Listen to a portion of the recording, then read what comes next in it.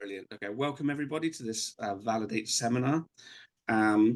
This time we have a brilliant speaker coming from South America. Breno Beirão is an adjunct professor at the Federal University of Paraná, and more importantly, is a Validate investigator. Breno specializes in vaccine development, clinical trials, biotechnology, and zoonosis. His current research focuses on vaccines for zoonotic diseases like virus or Sporothinx brasiliensis, and didn't get that right, and the ongoing challenge of COVID. And today he's going to give us his insights about running, developing vaccines in a developing country. So thank you very much, Professor Beirão, if you'd like to start. Yes, thank you. Thank you very much for the kind introduction, and mostly thank you all for your time, for being here, for coming to hear me speak. It's an honor. I admit that I'm even nervous to give this talk because it's kind of a different talk for me, because I'm not currently working on any of the selected pathogens that are promoted in the Validate group. I'm here because I'm an active researcher in vaccinology, and I obviously have a lot of interesting vaccine developments in the area of mycobacteria and so on. But I'm not actually working with these pathogens, and I took the opportunity to come here and talk to you about something different. This is please see this talk here today as very much of a testimony from my side of what it has been developing a vaccine, and I'm going to talk about a COVID vaccine in Brazil. So the reality, so much of what I'm going to say is about the reality of how it is here, and I think this group is very rich. It's very rich because of its mixture of people from different realities. And currently, after COVID, a lot of opportunities also came along that opened the door for international cooperation, for international research in vaccinology. And I think it's important that we each other understand the reality of who we might work with. And a lot of these cooperations are supposed to be transnational in terms of high-income countries interacting with low-income countries, and Brazilian reality is very unique, is very particular. And being a veterinary by graduation, so I'm a vet. I was not used to. I was not working with human pathogens strictly. I was working on zoonotic pathogens that come from animals and go to humans, but COVID obviously is not so much the case.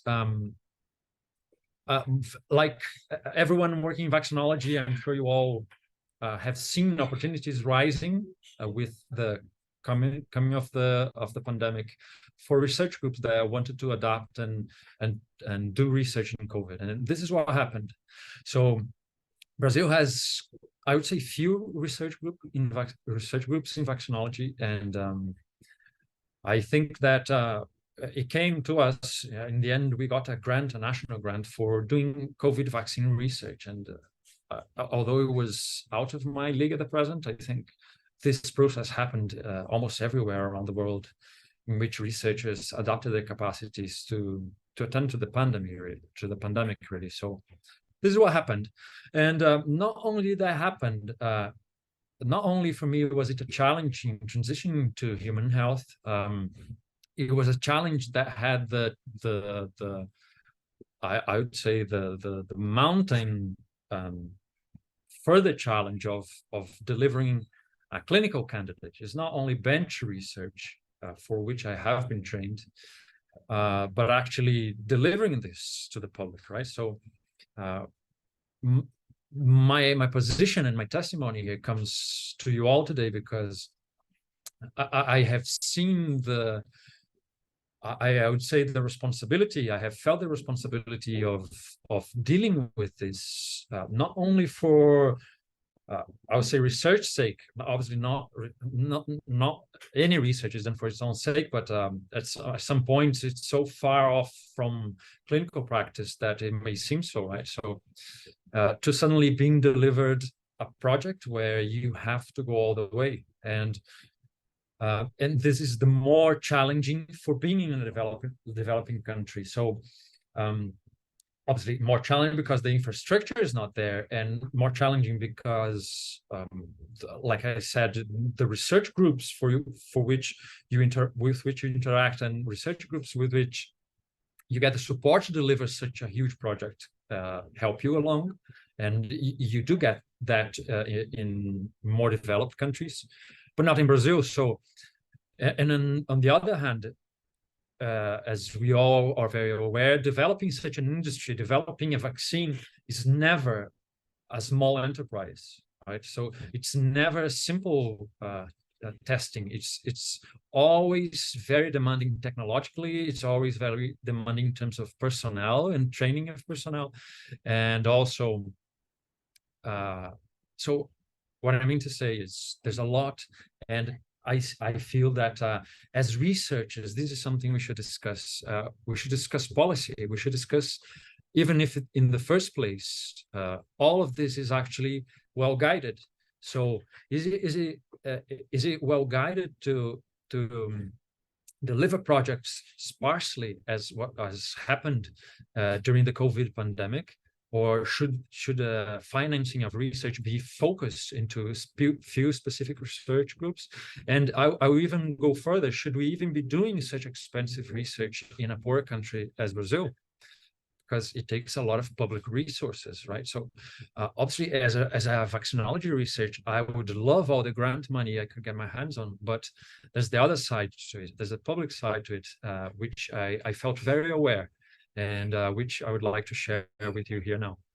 So I'm here in the state of Paraná, South Brazil. The southern part of Brazil is the most well-developed in terms of human welfare. So you can say it's probably the richest part of the country, whereas you have a huge gap in terms of distribution of resources, whereas the north and northeast parts of the country or by far the poorest part. So I'm in a well-positioned part of the country in terms of doing research because my state is well-funded.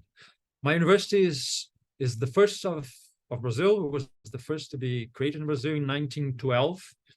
1912 is not so late, so that tells you how development of research happened in Brazil quite so late. So it's only about 100 years old, my university, and it's the first in Brazil. But I can tell you it's a good university, and this is our campus. My building is that, let me see if I can point here for you. My building is up there on the right-hand side in the figure. So it's the biology center in this campus in the city of Curitiba, southern Brazil. And this is the building where I work. This is the office I'm in right now.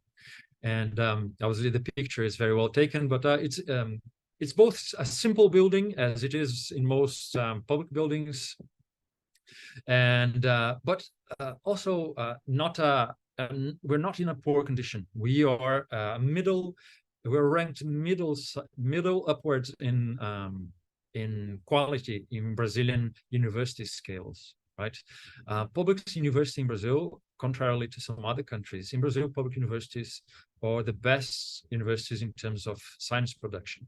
And so it is the case. My university, being a large state university, is one of the largest producers of science within the country. But we do not have the history of delivering clinical candidates, for vaccines or for other products, for that matter. Our university hospital is well versed in clinical trials, but we have never run a house-owned clinical trial. They have all been imported clinical trials from companies, from the usual companies you all know that deliver vaccines worldwide. Nothing wrong with that. I'm just stating that this whole pathway of vaccine development had never been established in our university, and it came along as an opportunity, I would say, due to the COVID pandemic. And it's important for me to say that we are always very, very clear to everyone, to the financiers and everyone, that we were never going to be runners in the race that was delivering vaccines for COVID, rapidly for COVID, right? Because we had always been very clear that this is an establishment we are creating, not only a vaccine, we are creating a whole group of vaccinology, not only a single vaccine, not only a single candidate, right? But there it was. And because COVID was COVID, this became very high profile. This became very widespread in the media, and everybody wanted to hear about this, and everybody wanted to know how were we doing. And once more, I think it's true for most of us. I was definitely not used to that kind of public attention to the research I was doing, and to how everything was being conducted in such a term that that has become politicized, as I will argue later. And this little vial here, this little picture, goes to show you that the university labeled the vaccine with its own name, just as the University of Oxford bore its name with the AstraZeneca vaccine around the world. So it became very much of an institutional affair. It was no longer my research group doing research. It was something bigger. It was something that the society decided to be involved in. And as I mentioned, my work is bench vaccinology. So my work has always been one of protein adaptation, protein expression, mutations, antigen mapping, and epitope determination, that kind of thing. So I'm an immunologist by formation.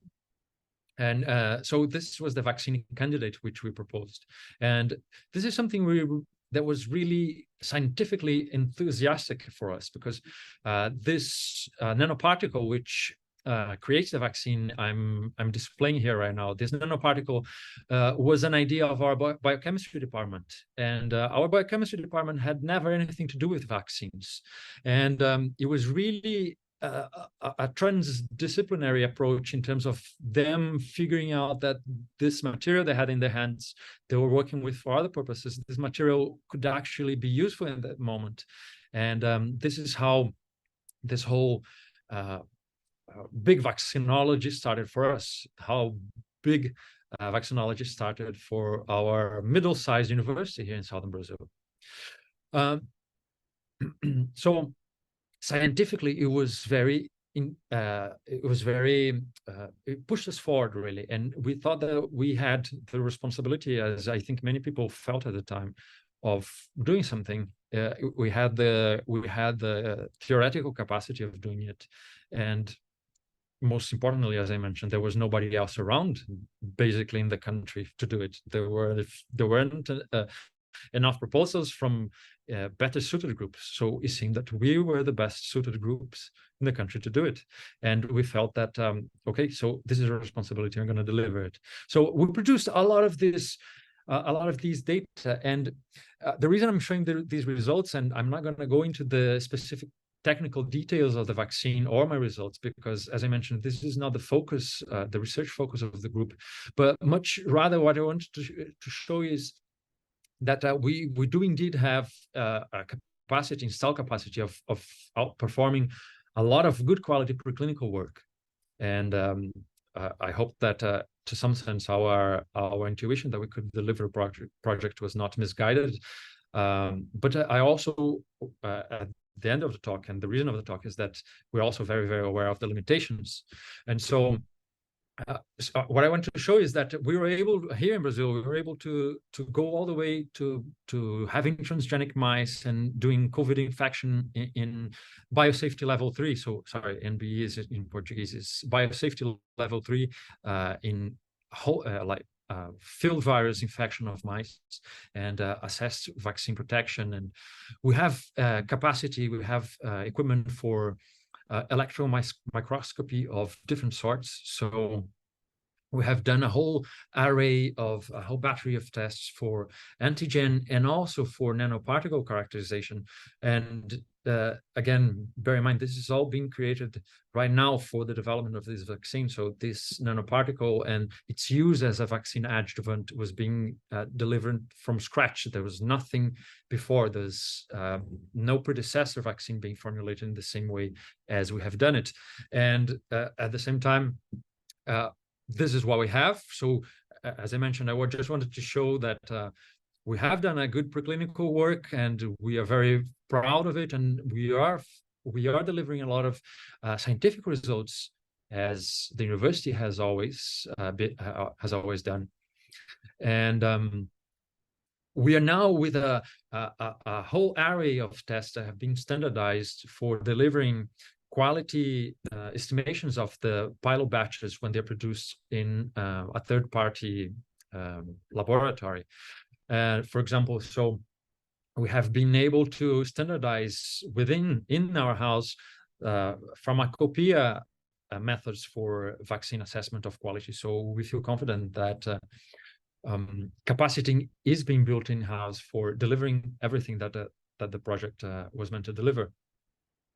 And we do know a lot about this technology we have put in place, and we have tested it not only for COVID, as I have been just brushing through in the last few slides, but we have also gone ahead, and if we were to undertake such a project, and we were very adamant, we were very clear that we're not going to deliver a COVID vaccine in time for public vaccination, because companies were always going to do it faster than us. The goal for the whole project obviously could not be COVID by itself. So the goal of the whole project has always been in advancing this vaccine platform based on these nanoparticles. And again, forgive me for going by so quickly on my data, but this is really not the goal of the talk. I really want to go ahead and talk about how this research is being done here. So we have tested the vaccine on another disease, and this disease is a veterinarian disease, myself being a vet. So I chose this ovine disease that causes the ovine ecthyma infection, or ovine orf disease. And it's also a zoonotic infection, as per my historical research. And it seems to perform really well. So clinically, we have been able to advance with the vaccine using a veterinarian disease. And in terms of preclinical work, we have been able to do a lot of development and quality assurance for the COVID candidate we have. And once more, this is all capacity building from scratch, right? So building up teams from scratch where there was none. And foolishly or not, it also led us to the position where we have a lot to show for, and at the same time, there's a lot to be discussed, I would say. And the feeling of responsibility only, I think, makes this all the more important to be discussed, all the more importance to be exposed, really. We all want to be transparent. There's no whistleblowing. It's only reality. And how can we face it? Basically, we cannot be paralyzed when faced with difficulties, right? So, I'll tell you, and I'll show you the next slides. And I'm giving you this pre-introduction because I feel that I have to say it.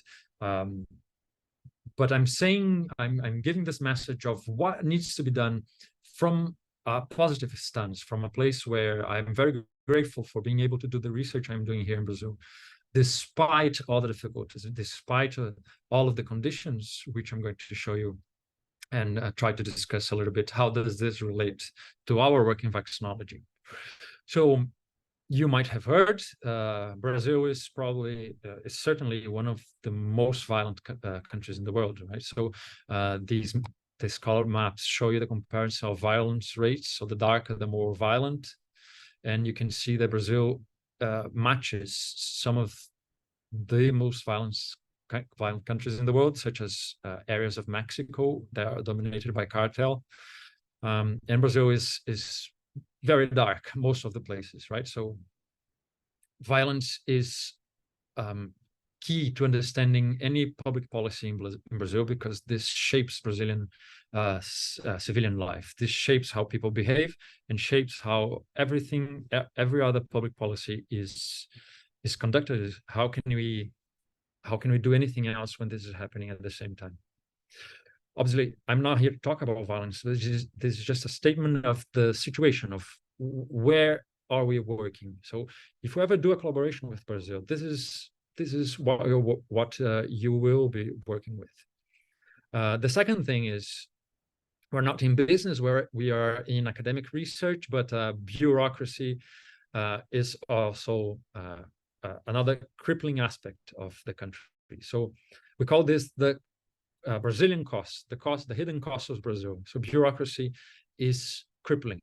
And I follow the discussions elsewhere. I read the articles on Nature, and every research around the world is complaining about bureaucracy, but this is not just a research-based bureaucracy, this is countrywide. Systems have been put in place to save Brazil from endemic corruption. And what happened is that this burden, this bureaucracy burden in terms of fighting corruption has fallen on the shoulders of researchers, whereas corruption itself is still running loose, as is publicly known. But bureaucracy is crippling. And being a peripheral country, that means that when we want to buy research material, when we want to buy research consumables, we have to import them through an even thicker layer of bureaucracy. So it seems never ending. And when this COVID project first fell into our hands, we felt blessed that we were being able to contribute and to conduct such an important project. And at the same time, we were faced with over a year and a half bureaucracy just to ever see the first penny from the project. And at the same time, facing the pressure for the deliverance as if you had a fortune to spend at your leisure. And it's not. It's even a bother to spend money in research because it's so bureaucratic to do it. And so, as I mentioned, it's not just research. And so once you're dealing with a vaccine that's supposed to go into clinical research, and this was ever our first goal with this COVID vaccine, that means that it's not just paperwork. You actually have to deal with the regulatory agencies for medications, for vaccinations, right? So you have to have public permission for conducting clinical trials. And obviously bureaucracy, it's even in another level. It's company level bureaucracy. It's something that a university like mine has no apparatus to deal with whatsoever, meaning it falls down to the researchers to do it again. So I am myself a bench researcher, but at the same time, a bureaucracy. I am a paper mover. I stamp a lot of papers, and at the same time, I have to deal with regulatory issues, which I had absolutely no previous expertise in before. Again, no complainings here. I'm here to learn, as long as everything is very clear for everyone. But the thing is, this is not efficient, right? So what I feel is, much as I am pleased to do it, it's not efficient. This is just not the best way for the country to deal with this. And there's a lot of money at stake, right? And so Brazil does spend a considerable amount of money into research. And so this is a proportion of national income spent on research. And Brazil is not great, right? But it's near Spain, for instance, and it's doing much better than South Africa or Argentina for that purpose. So Brazil does invest quite a bit on research.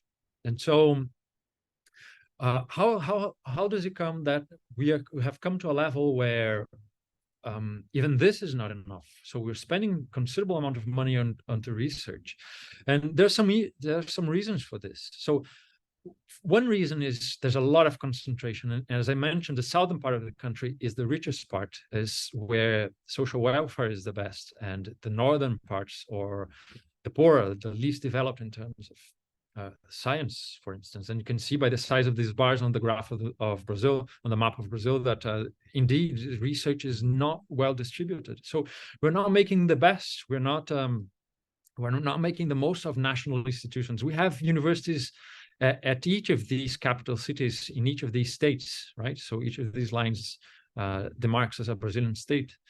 And we're not making the most of it, right? We're not using research that's coming from the Amazon rainforest, which is in the very north of the country. And so there are disbalances, but these have been well known for a long time, right? So Brazil has always been unequal, uneven, and so it can barely be an excuse, and much of the contrary should be a reason for the southern part to be very well developed, but it's still not, right? People in Brazil do see universities quite well. There's a lot of respect for the work that's being done in universities, whereas obviously nobody in Brazil trusts the political system, for instance. So universities are very well seen by Brazilian public, and there's no argument in Brazil whether research should be funded or not, right? And who am I to say to the contrary? I think research should ever be funded, but I think that when we compare how Brazilians see their universities and how Brazilians see their healthcare system, it's uneven, it's unfair, right? So the primary health system in Brazil is hailed as the Brazilian version of the United Kingdom system of health, right? The health system of the United Kingdom, but it's nothing like it, not to the least. So cancer diagnostics is late by a year by average in Brazil in the public health system. So how come the primary care system is so underfunded? And I would say that I dare to put the question whether should we be funding then basic vaccine research, or should we be funding primary care in a country where people don't have a place to treat the most basic conditions, the most basic ailments, right? The Brazilian health system is free, and for that it is magnificent. It does take in a lot of people, and it saves a lot of lives, obviously, but at the same time it's only half of what it should be to attend to the Brazilian population. So there's an ethical, for me as a researcher, there's an ethical conundrum there. What to do, right?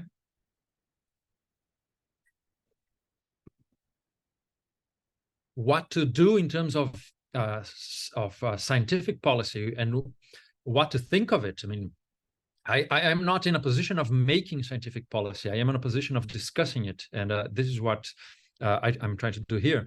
In an argument, where do I stand? Who should we back then? Well, I think we should indeed back research, but we have to fix some things in Brazil. For one, Brazil has a disproportionately low amount of private research being conducted. It's too small, right? If you get the countries that are creating more patents, the countries that are creating more jobs in technology, the countries that have always been doing this, they have a lot of private research. And Brazilian private research is how do you say, conservative. It's too slow, and it takes too long, and it waits for European and American approval. In the approval of these agencies, their regulatory agencies, before they ever try to do it in Brazil. So this needs to change, and this is much a change of attitude, really. Of course, conditions in Brazil, they're not easy for doing research. There's very little incentive for doing it, for private research. But obviously, government spending cannot be increased for research or for healthcare or for anything for that matter, because Brazil is crippled by corruption all the time. But okay, so how do we change? It's not only complaining. How do we change? And the way to change, I guess, is first we should be incentivizing private research. By way of this vaccine, via this COVID vaccine, I have had the opportunity to work, or I would rather say I have had the opportunity to discuss with private companies, and there's not an interest in doing basic or even preliminary R&D. It's very slow. It's too conservative, and it should be changed. My university last year had a weekly power interruption. It was not a drill. It was just basically interruption because it happened. Water shortages that were probably monthly. And I have been without internet connection in this office since November last year. And so what I feel is should we then argue for a single laboratory around the country where everybody should be doing their research because that's the laboratory is going to be kept? Because, for example, last year we just burned an equipment that cost us about, I don't know, $200,000 to buy that does these incredible images. We're doing biodistribution analysis of the vaccine, and then we had literally 10 power failures in a row, and the camera condenser was gone because it was full of fungus and etc., etc., etc. So what I feel is we're lacking a bit of direction in the public sector. So I'm calling for one stance for private sector investments and private sector interaction and interests, maybe. But at the same time, we have to call for public funders, we have to call for public universities, and we have to call for government action to be serious if they are to be about research. Because if you drop a lot of money during a pandemic, but you let it just go to waste later on, then my feeling is that public spending would be better spent if you went to primary care and not research, right? So research is a long-term enterprise, and if it's being done in waves that are very distant from each other, they should not be done at all. And I want to make it clear that this is not about politics, right? Because politics has been very heated in Brazil. For me, it doesn't matter about who's present really at the moment, because as I mentioned, Brazil does not have political sides. Brazil has corruption, basically. That's all it has in terms of politics. But what interests me is scientific policy. And as I mentioned also in the beginning, my involvement in this vaccine work put me into the spot. So this is a TV snapshot. So from when our research was on talking about our vaccine, and this is the largest TV channel in the country, and everybody was calling me and asking me what was happening. And people from other parts of the country were seeing this, and they're giving us praise for the work on the vaccines. And they were hoping that all this funding was going to come for a good cause, right? But then things, they never go smoothly. And even after all this advertisement that was done and all of the money they promised for the projects, Brazil is not transparent. We're a free country, but Brazil is not transparent. So what happens, what seems to have happened to our research team is that it was taken along for, at some points, even political reasons. And that's why I want to distance from it, because it just goes to show that political instances, political movements are not the moment for inputting a big wave of public financing for research, not if you're not going to keep it running along. So fortunately for me, I'm working on vaccinology, and health research does pay off, it seems, right? And so what I offer, what I feel should be done in the country, what I would like to argue is that the moment is not to stop investing in research, as I've mentioned a few times, but it's not what I really want to say. It's not that we should stop investing in research, much to the contrary. We started it, so we should go all the way, right? For you to get your money back on an investment for vaccine research, you have to keep going, right? And the thing is, you have to invest on a big portfolio, because some vaccines pay off really well, and some vaccines don't pay off really well. But you have to do it, because this is not a private corporation. We're doing this for the public, right? So we are a public university doing public research for the Brazilian people. And it doesn't matter if it's a disease that is not profitable, it should be done, right? The competition is fierce. So if we were to invest the same money in healthcare services, as I've been pointing, the return is also very good. So putting your money is in primary healthcare gives back 7 to 1, right? To one of each investment you put in. So if we're going to be doing research, it has to be done seriously, professionally, or otherwise, do please apply these investments into primary healthcare. And this is a hard conclusion to come, because obviously I am a researcher. I would love to be able to do this for longer, but it has to be consistent. Otherwise, shouldn't be done at all. Brazil has a lag in productivity. This goes all the way across, right? I'm Brazilian myself, and this is our average. So we are a quarter as fast.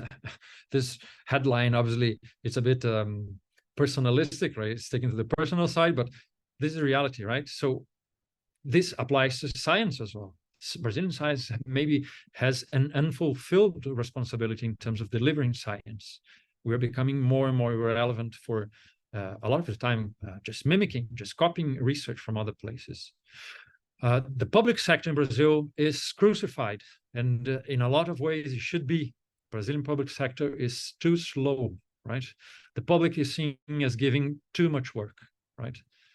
And obviously there's nothing else to be said there. So the public sector in Brazil needs to be shifted. This is major policy change. This is congressional law changing for this to happen, but we're far too late in doing it.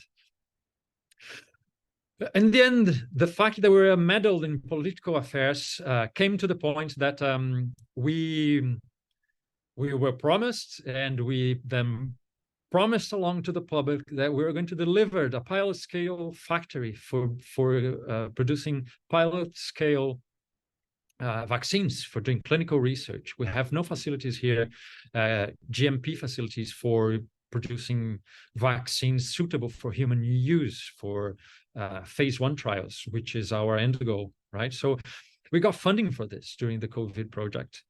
And there you have it. We have these beautiful architectural plans, and we have the site being prepared for it, and we have sewage, and you have the city hall involved in planning this site, but funding never came. When COVID finished, public interest finished, and all the political support that was speaking against the presidency, because our president was specifically arrogant against science. When COVID finished, all of that finished, and we've spent a fortune. We have spent a fortune on this, and we have not seen the best. We have not taken advantage of the investments that were made. And again, this is not good scientific policy. I mean, this is not how science should be run. Not in a country where people do live like this in some places, right? Not even stray dogs in richer countries live like this. And so there's a big responsibility in what science should be doing, and how should you be talking about how science policy is done in this country. So what I expect from the future, the message is hard, but the outlook, I think, is positive. I think our country should not be freeloading on science. We should not be taking science for free from other countries, because we do need to make our own. There's a lot of pathogens which nobody is looking at, right? So Brazil is, for instance, the largest research center for this fungus, Sporothrix research. And it's ravaging the state of Paraná, where I'm at. And there's no serious candidate vaccines coming along, because the infrastructure, because the knowledge, and because the scientific policy is not straight, right?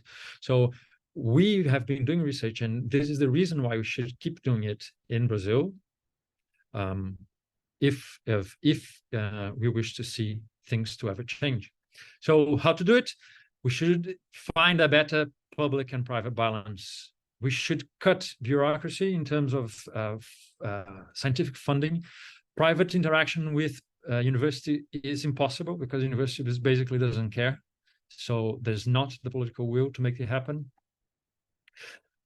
Funding continuity, investing in a lot of balanced technology, so involving a lot of research groups. Bring along people from other countries, but I have to be fair. As I mentioned, people don't come from other countries because basically universities here don't call people, don't call partners. They don't care. They don't move bureaucracy fast enough to make these interactions ever happen. I have to say the Brazilian regulatory agencies, namely Anvisa, which is here, has made a good job of shortening timelines for vaccine development.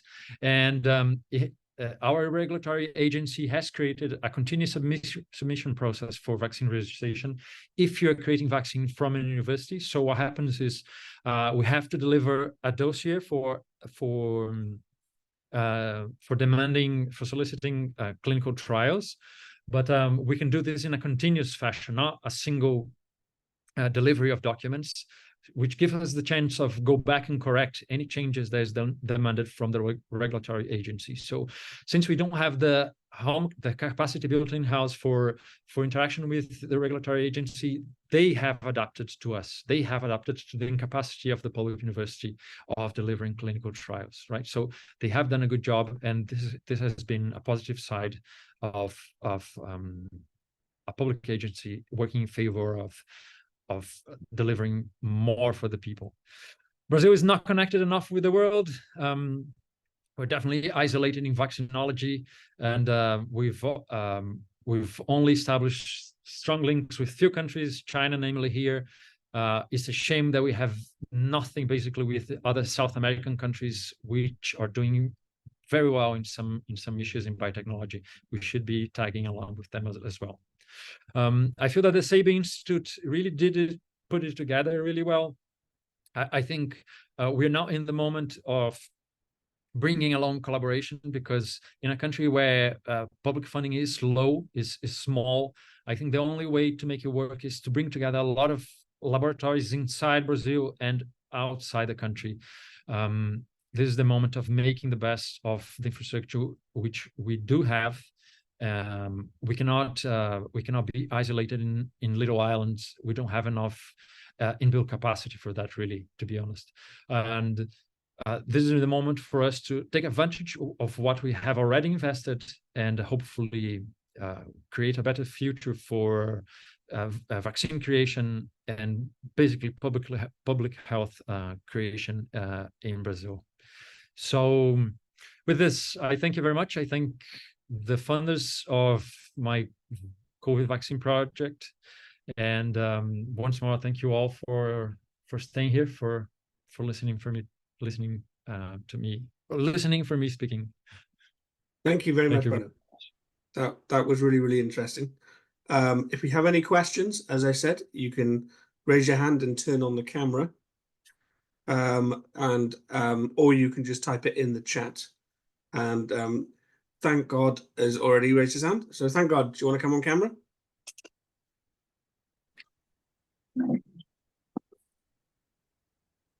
Hi there.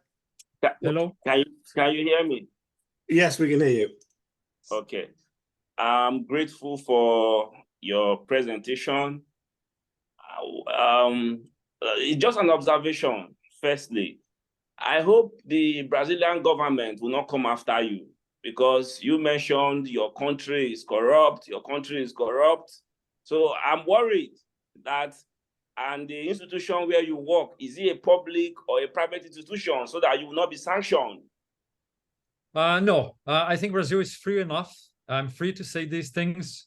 I don't think anybody is going to see this video for the matter, but I think I'm okay. I'll survive. No, only coming form of critics and nothing else. I can survive to that. Okay. Then secondly, again, you mentioned South Africa. Hope you are aware that one of the managers of Validate Network is from South Africa, like Sam, Professor.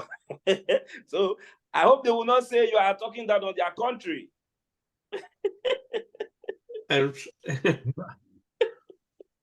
Well, as I've been very clear about my position about my own country. So I think I'm in a neutral position. I'm trying to be very neutral in discussing the difficulties we're all facing.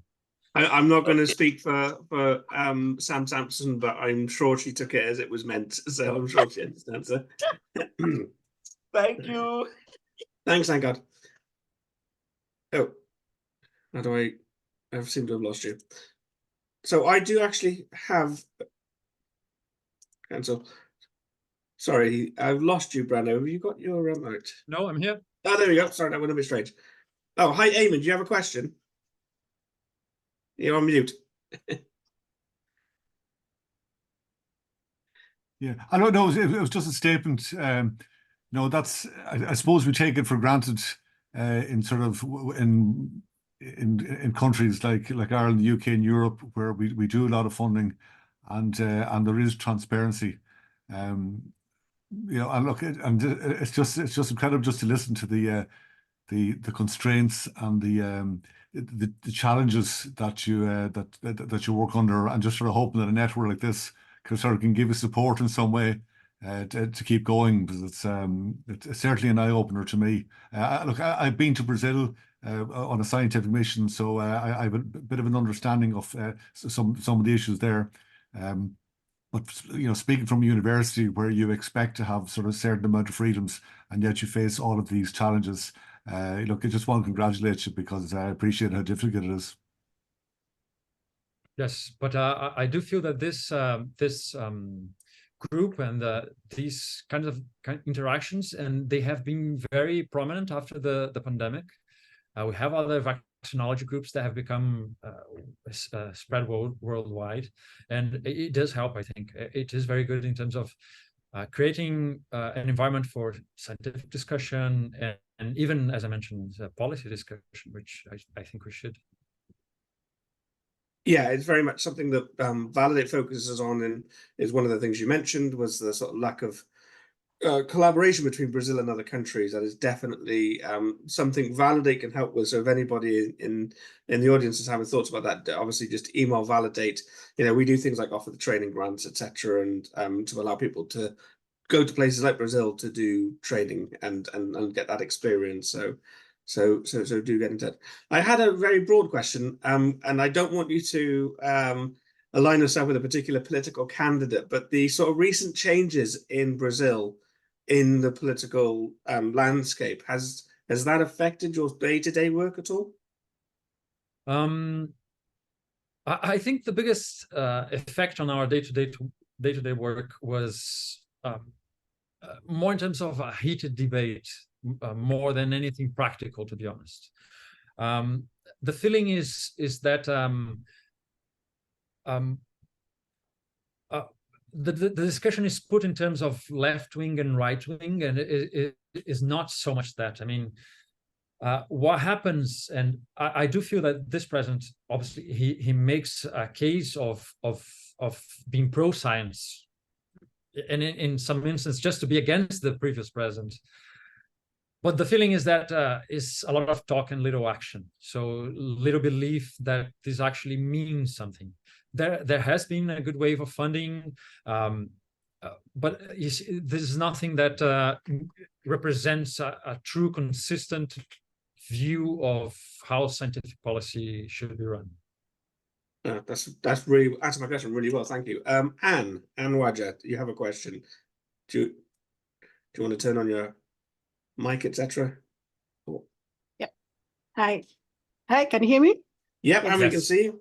Yeah, so yeah, a very interesting talk. And I was just thinking that you could have just changed the name Brazil for any African country, and most of what you were saying would probably be true and a challenge, except that probably the manufacturing is not even as the level as Brazil is at in Africa. And so my question is about African CDC. Right now, there's a lot of push of vaccine manufacturing into the African continent, and I think Africa CDC is leading some of those efforts. And obviously, there's been lots of collaboration. And so I would just like you to make a comment, if any, about what you think about that and what's happening on the African continent. Yes. Regarding. I think it's a very fortunate movement that's happening in Africa. I even showed a little figure there in my talk that Africa has always been a trial site for vaccines, but African researchers have not often been involved in these trials. And I think this is changing. I think a lot of this has come during COVID. A lot of this has come via these large funders, such as Bill Gates. And regardless, I think there is a movement of creating capacity in Africa for vaccine development and production. And I think Africa is where it should be happening indeed, because Africa, in most countries, obviously, it's hard to speak for Africa as a whole, but in the average, Africa, as you mentioned, still has a smaller infrastructure than Brazil in terms of research. So Africa should be the focus indeed, but we're in a different position. I think, as I mentioned, we are a very fortunate part of the country, but at the same time is facing still so many challenges. Is that okay, Anne? Thank you for the questions. I'm going to give people a few more seconds to either quickly type or come on the camera and ask their question. We've had a couple of nice comments from Depico and Samacius in the chat. I think you responded to them. So thank you very much for that. So a few more seconds. Does anybody have any questions regarding for this response to this excellent talk? Oh, there's okay. So this is from Sam Seema. How can we best sail the idea of vaccine production? Sell, I guess. Yeah, I think it's easily sellable. You can easily sell the idea. You can easily sell vaccine research if we make the effort of pushing all the way into clinical phases. If we keep it at the bench, it's far too long into the future until it becomes a technology. Then it's much harder to speak for vaccine research and all the expenses it brings. So for me, the way to sell it is just do it. Do it fully and all the way from bench to bedside. Brilliant. I think that's a really nice point to end on. So thank you very much, Breno. That was excellent. The tour de force. If anybody would like to say thank you, you can just do so in the chat. But I think I'm going to end it then. Just everybody, if we could just say very thank you to Breno for the excellent talk. Thanks. Thank you, guys.